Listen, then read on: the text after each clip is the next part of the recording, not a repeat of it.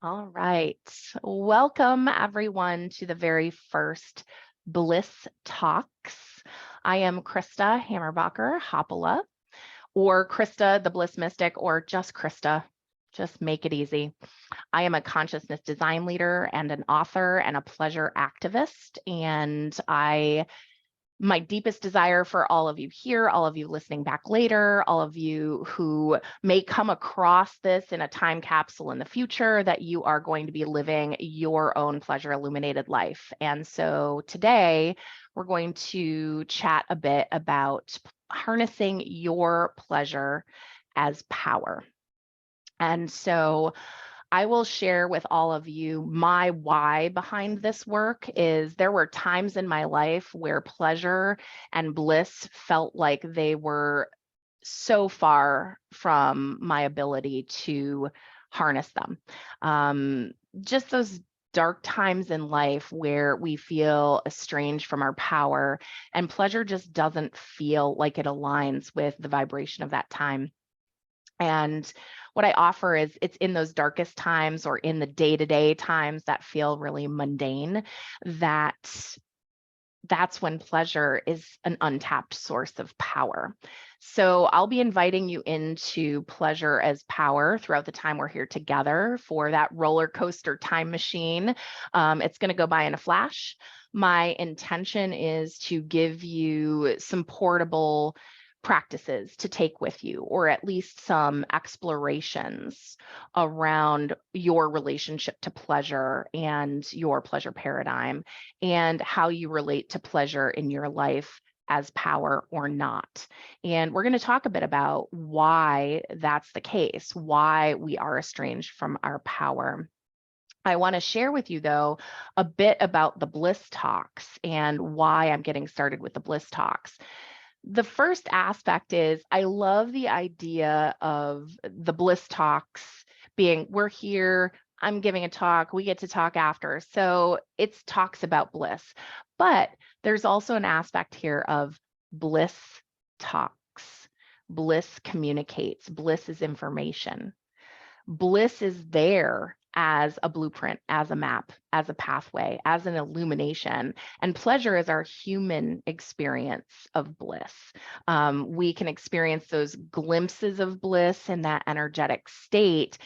And a lot of us are wanting to feel that bliss energy more in our day-to-day life.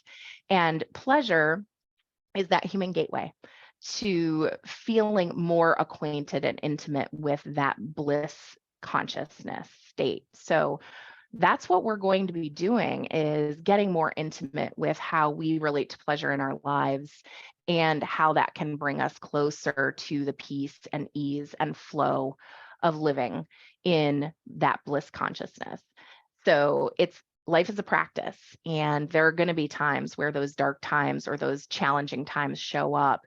And this is an invitation to expand your own consciousness to recognize that pleasure is its own power. And so with that said, I will also share a part of that is I'm a consciousness design leader. So for most people, that doesn't mean a whole lot. That's because I made it up. That's because it is completely my own interpretation and just my vision to share with you all outside of my office space, virtual and otherwise, the work that I've done with clients since 2005. So this has been, my own lived experience before that, and then working with clients since 2005 behind closed doors. And there just came a time for me that made me realize that it's time to move this energetically beyond the closed doors. And as much as I love working one-on-one, one-on-two with clients around consciousness design and relationship design, this is my sacred service. I am here to be a pleasure activist and a pleasure revolutionary, to invite you into consciousness design from the perspective of you are already whole, you are not broken, and so that you can trust. That second aspect is very much that we are all mirrors and messengers for one another. So consciousness design is not just about recognizing that you are whole and not broken, but you can create more awesomeness in your life. Consciousness design is all about we are all mirrors and messengers for one another, meaning relationally, we can make meaning from the experiences we have with other human beings. And another facet of consciousness design is that it incorporates the entire human, cognitive, emotional, physical, and energetic. So we leave space for all dimensions of the human experience. And lastly, it's energy first. Energy is our most expansive consciousness. So the idea here is we're working with the energy, our relationship with pleasure as power from an energetic perspective first. And then we know cognitively and emotionally and physically that will come with. And so we are setting an energetic intention to live our pleasure illuminated life. So that's what consciousness design is. Pleasure illuminated life is we're living by elevating pleasure and allowing it to be the information, the data that it is to lead us toward our fulfillment in this earth walk and our enlightenment, if that is part of your experience, is your spiritual path. What I offer to you is this human experience and all of the experiences of bringing meaning to whatever we're experiencing is enlightenment. It's not for the special folks or the folks sitting on the mountaintop. Enlightenment is our path here. However you choose to relate to that. That might be deeply spiritual for you, or you may be very in that experience of, I'd just like to lighten my load a little bit, Krista. And I say yes to that. So I invite you into this experience in a way, whatever your language is, stay in your sovereignty and really filter this through yourself. I want this to be an applied experience for your life because that's why we're here. So that's a bit about why Bliss Talks. That's a bit about consciousness design. That's a bit about pleasure illuminated living and a bit about me. So with that said, I would love to invite you now into the theme of harnessing your pleasure as power. And that may be for you something that you're questioning, experimenting with, contending with on a regular basis in your life, or it may be a brand new paradigm for you. And if you're in that camp of pleasure being a brand new paradigm for you, you are not alone, because we live in a pleasure rationing culture. We live in a patriarchal culture. We live in a capitalist culture, at least here in the States. And certainly that influence is significantly global. And pleasure is extra in that culture. Pleasure needs to be earned, or pleasure is for the few, or pleasure is a reward that you give yourself. It's not considered inherent to your human experience or to your energetic or spiritual experience. And what I'm here to offer you is it is your birthright. That pleasure is not extra, that it is a cultural construct that we are estranged from our pleasure for the purposes of being estranged from our power. So here we are gathering in a little countercultural pleasure revolution goodness. And so whatever that might mean for you from a personal perspective or a systemic perspective, be with that. Be the experiment. Notice it. Notice how people talk about pleasure. Oh, those guilty pleasures. Or I'll have fun on vacation. Well, what about the rest of your life? Is it just a gray dearth of mundanity? I hope not. I hope you have a connection to pleasure in your day-to-day, but we're here to strengthen that. So I invite you to notice that pleasure itself is something we have an individual relationship to as well. And so with that said, what I would offer is you need to remember that we do live in this culture. And that these systemic messages, however you relate to them, these systemic messages are very much, how do I put this? We live and breathe them even if we're not trying to. They're insidious. And so we need to know and be aware that that is not an individual, it's not sourced from within us, it's sourced from without. And so we have to really be aware of how we relate to those cultural messages. And so I invite you into that. Notice, how do you relate to the guilty pleasure or saving things for fun and ease and flow when you're on vacation or after work, or the ways that we even ration our pleasure in the day-to-day because it's habituated, because those are the messages of the culture. So I invite you to notice that, and then also notice how you have your own experience of that. So we're talking about the pleasure rationing culture, and how that is internalized is the pleasure ceiling. And so this is a concept that is called different things. It's been researched quite a bit in different realms. And what I would offer to you is just notice in hearing those words of pleasure ceiling. We've already talked a bit about the cultural constructs of saving your pleasure, earning your pleasure. Pleasure is extra, it's trivial, it doesn't have deep meaning. And in the case of your individual experience of that, we internalize those messages of the culture by then having a energetic, emotional, cognitive, and physical experience of the pleasure ceiling, meaning I can only handle so much pleasure.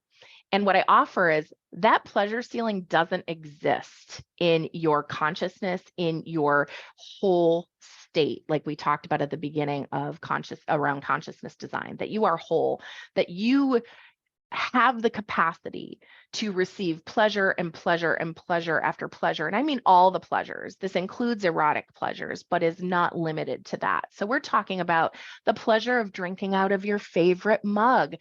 This is one of my most favorite pleasures. One of my most favorite pleasures ever, because Wonder Woman. So there's that.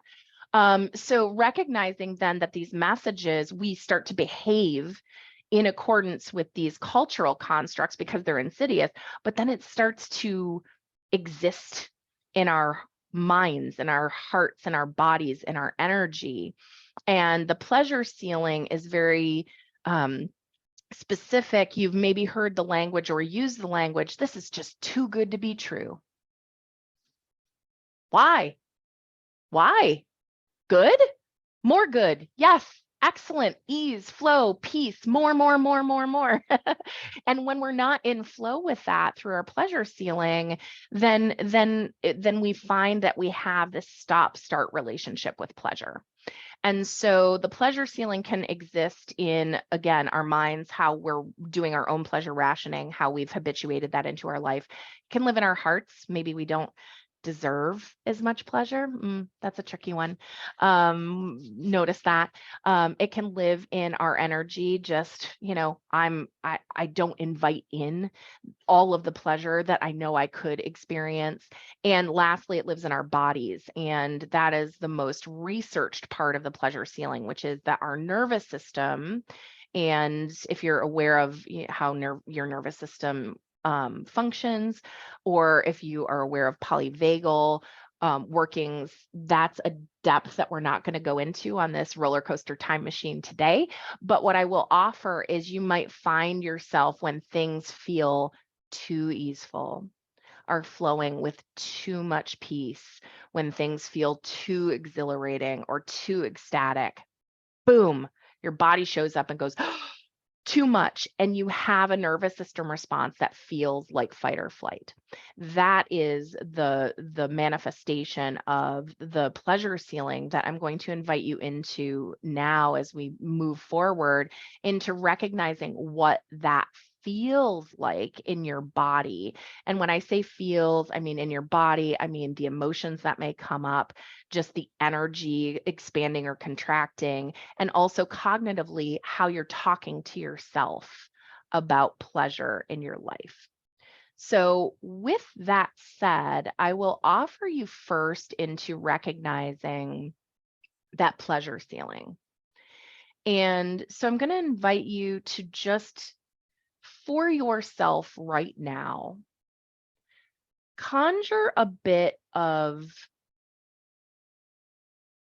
the feeling of pleasure that maybe you've had in the past or that you're anticipating, something that's planned. It can be something as simple as drinking out of that favorite mug, or it can be something as grand as, taking your vision quest or making that glorious piece of art, or simply going for an easeful walk in the park. And just notice that experience as you call that into your consciousness. And notice any messaging that starts to come through cognitively, or notice any emotion that comes up, or awareness of deservedness there or worthiness. Or notice in your body, especially if you're calling in something that's new, that's a new pleasure-filled experience, where you might start to feel constricted in your body, where you're constricting that flow of allowing pleasure in and receiving. So just I invite you to notice that, play with that. You'll hear me say, be the experiment often. And this is one of those times I invite you to just be the experiment. Notice, does a pleasure ceiling show up? How does it show up? For some of us, it shows up as self-talk. For some of us, immediately our body constricts, like, oh, or we go into scarcity mentality. When am I going to fit that pleasure in on the sides because the pleasure is not elevated to be a priority? So just relate to your pleasure ceiling, and you will get more intimate with that as you continue to explore. And hold that in your consciousness as we continue to explore and meander here together. So when you're feeling that pleasure ceiling, I want to keep bringing us back to that this is estranging us from our power. That when we are rationing pleasure, when we are hitting a pleasure ceiling, we are saying that is the maximum amount of peace, ease, flow, ecstasy, joy I am willing to receive, or I can receive.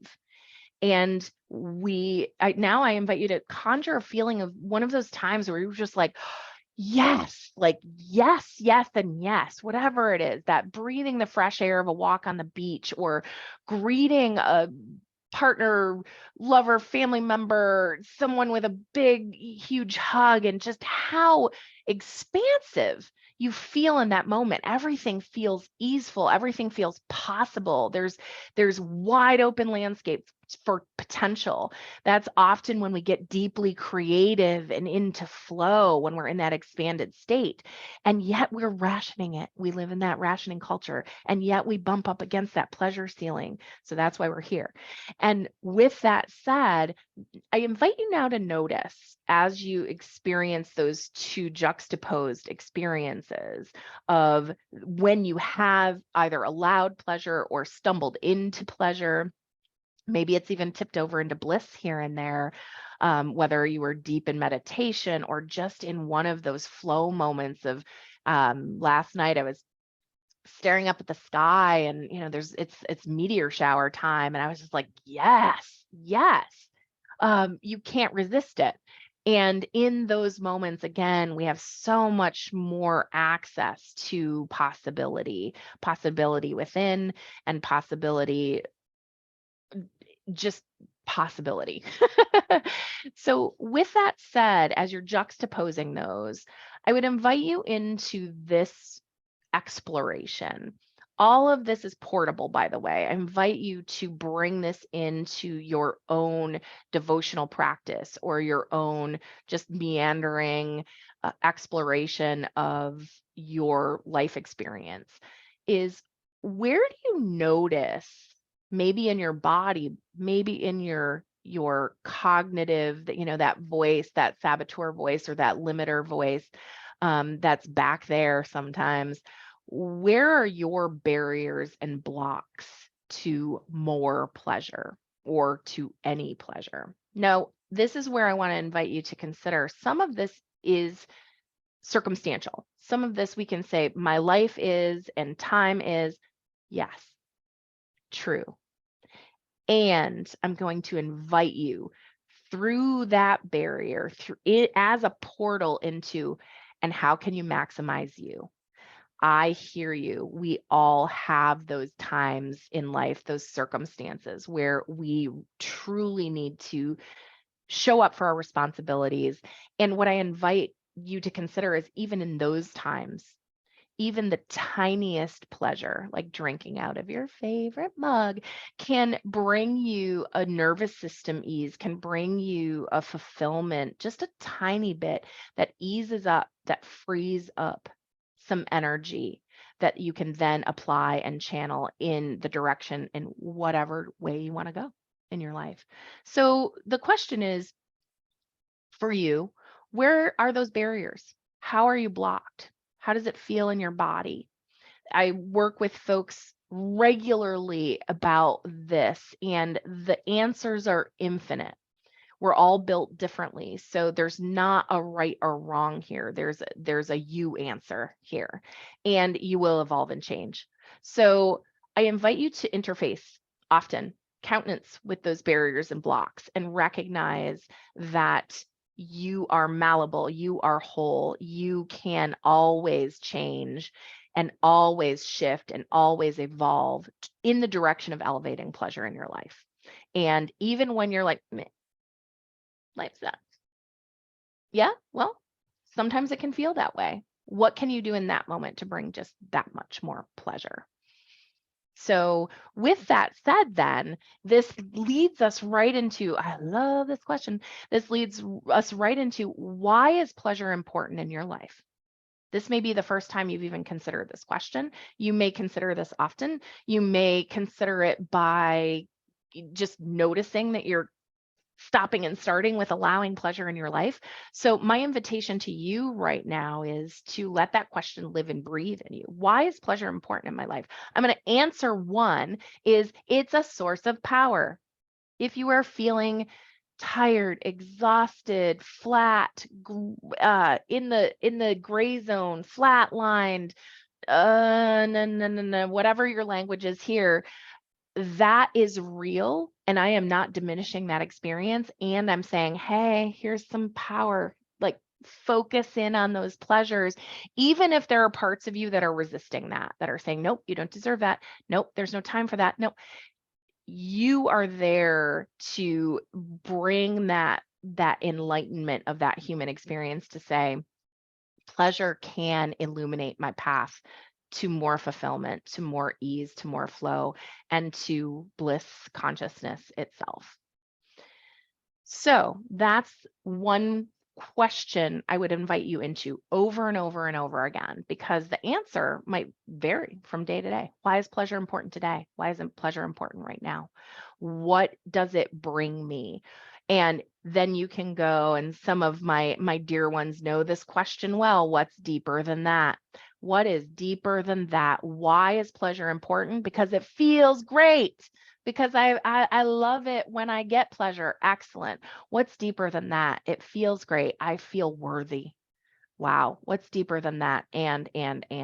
So I invite you to explore the edges, the expanses of that why, as we push our edges into greater pleasure and greater bliss, we are expanding our consciousness and we become more agile, more adaptable, more willing to evolve in the direction of more pleasure. That's the human physics, the universal law of, as I flow outward, I choose to flow inward, I can flow outward with more generosity, more kindness, more love, more energy. So I invite you to keep bringing this back for yourself to pleasure as power. That pleasure is not trivial, that it does have deep meaning and so much information, and that's unique to you. So we're looking at that why. Why is pleasure important for you. And so then looking at, well, if it's important, and if I am willing and open, even imperfectly, and of course imperfectly, to go into a space of inviting more pleasure, even if they're small pleasures, even if, yes, it's all valuable. It is all power. And so I invite you in to recognize that when we feel that, there's an element of a feedback loop. And so this is another invitation for you. There's a feedback loop that when we invite in more pleasure and we feel that pleasure, we get a smile on our face, maybe our shoulders sink a little bit, maybe we just, oh, yeah.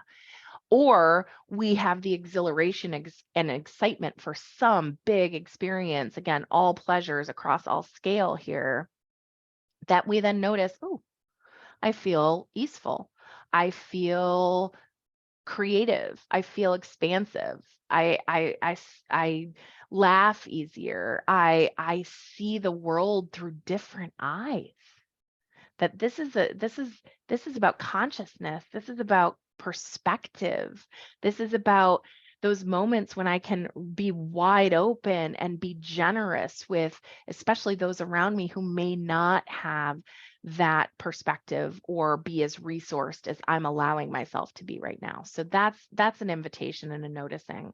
But what I offer is when we say this is why pleasure is important, then we say, okay, what does that feel like? What is that feedback loop?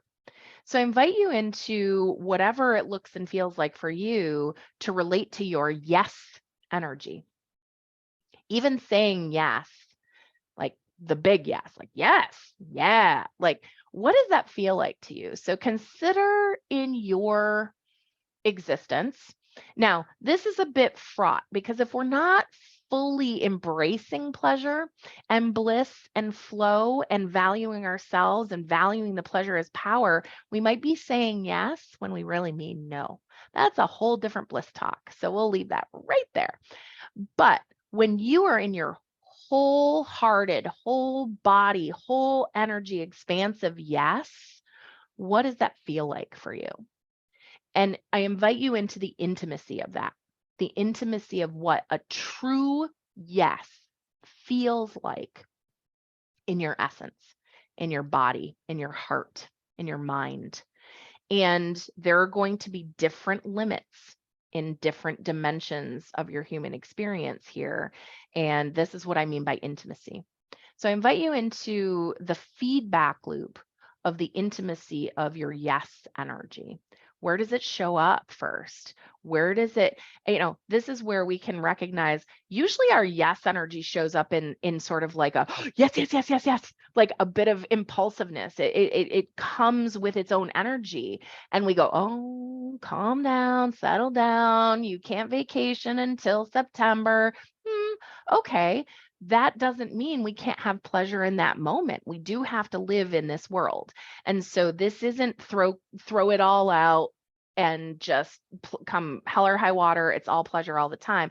Although give it a try, but stay with those responsibilities. Recognize those responsibilities are there because they also bring you pleasure.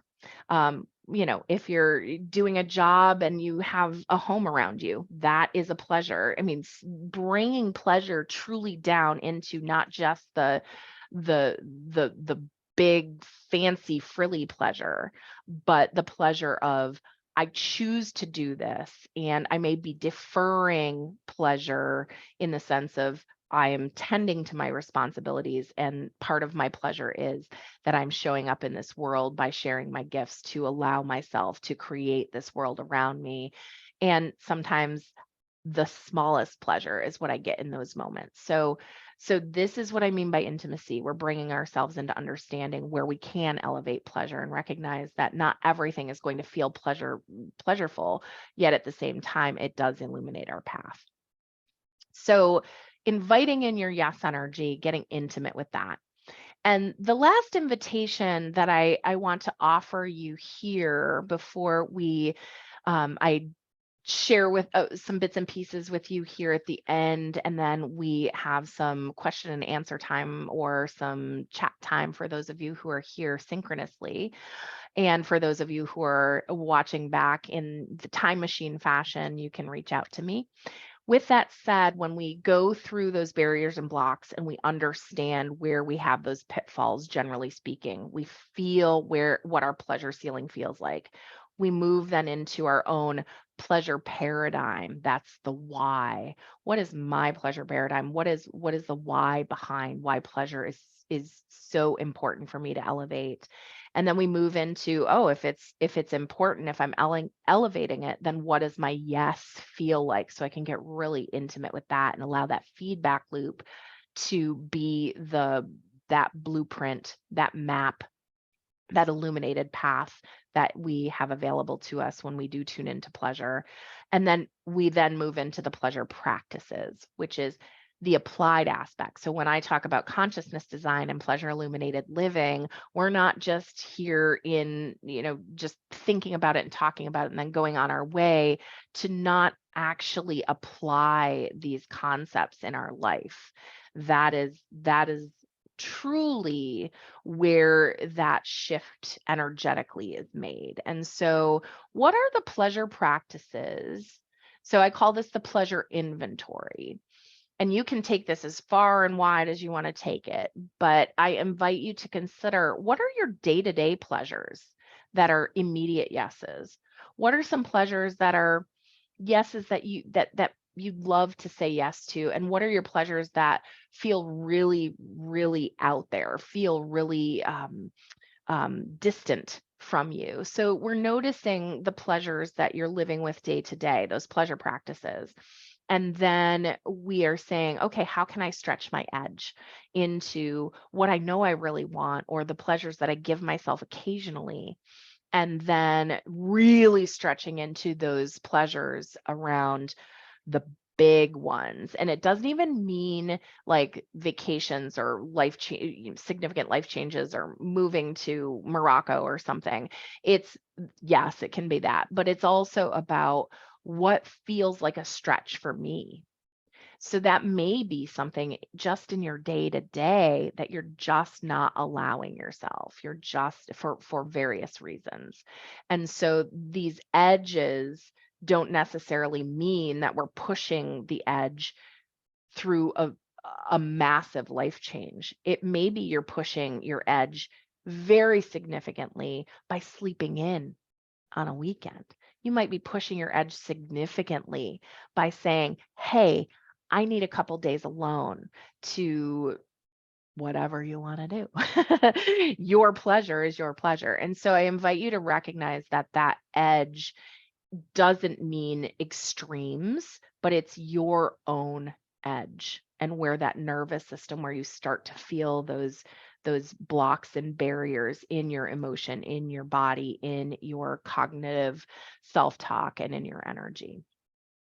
So that prompt then is to invite yourself into the practices in your pleasure inventory that are easeful and that are already built in, to really commit.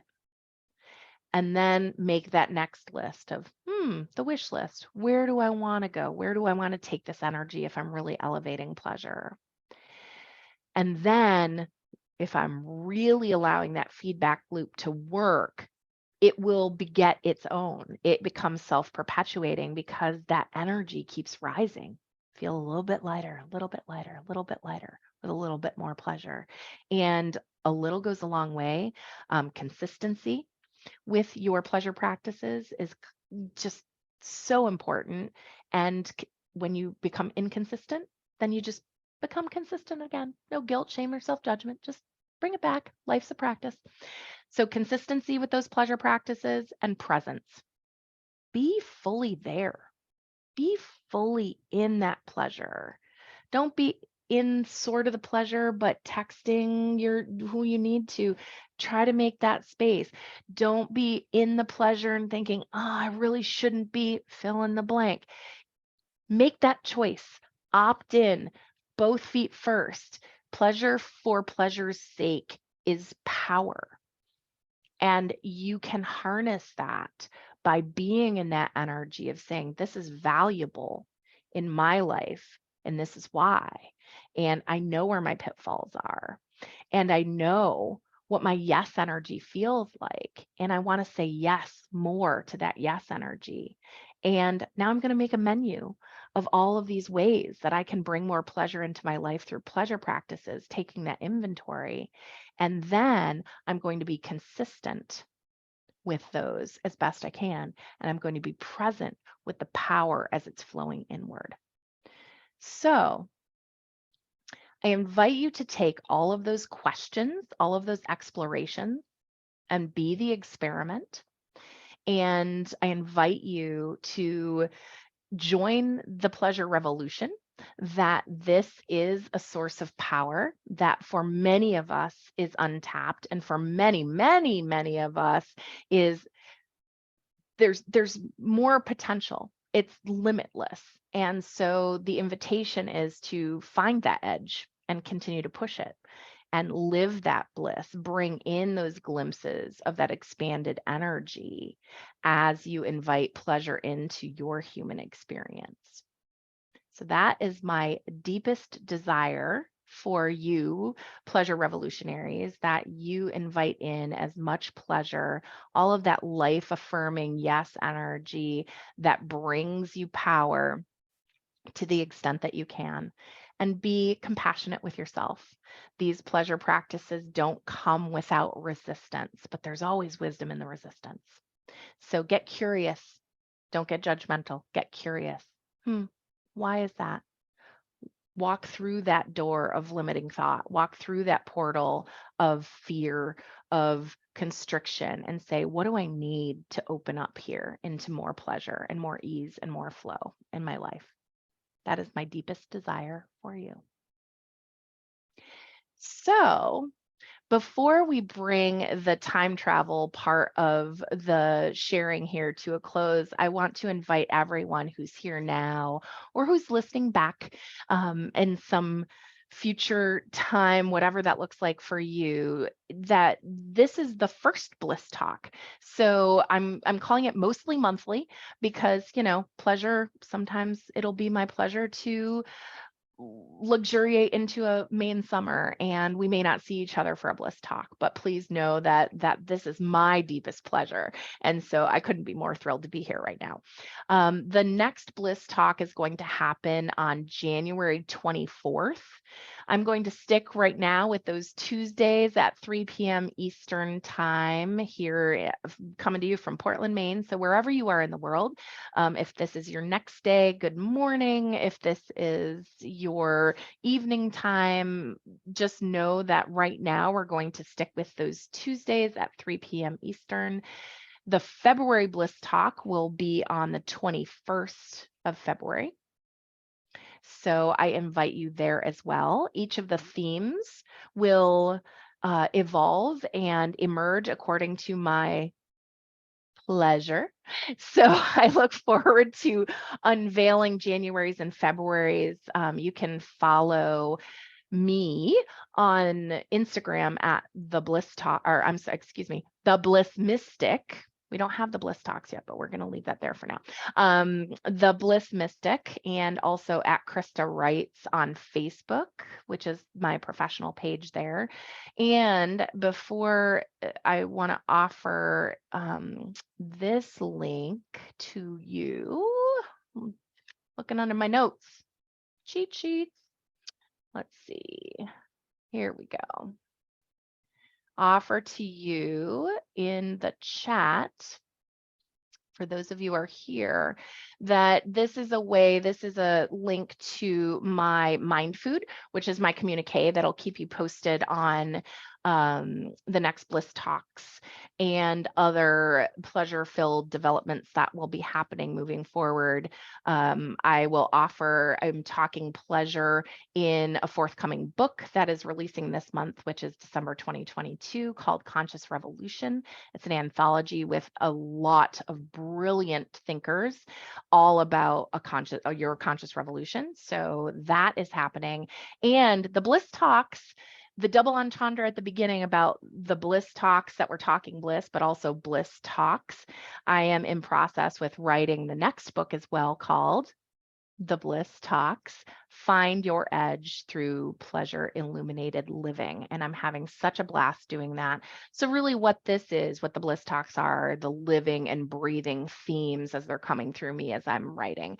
And the Bliss Talks the book will be released in 2023. And so I look forward to being able to have that medium out there as well in this pleasure revolution.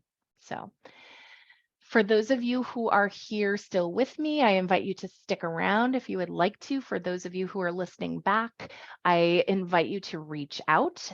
You can reach out via Instagram or at krista@theblissmystic.com. I look forward to that connection. To me, this is not just interaction, this is connection.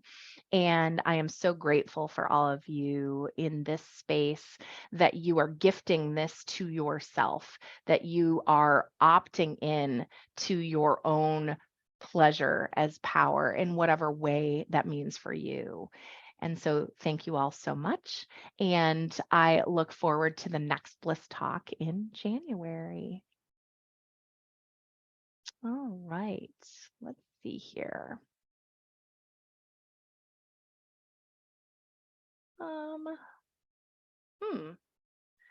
Recording. There we go. Thanks for your patience, everyone.